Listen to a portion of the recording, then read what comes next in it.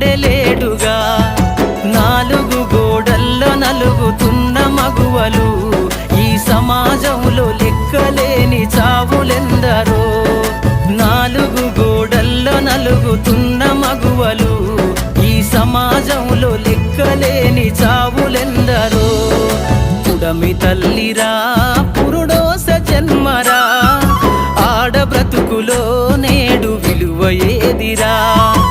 ఆడదంటేనే ఒక ఆట బొమ్మలా మృగాల వేటలోన నేడు నలిగిపోయేరా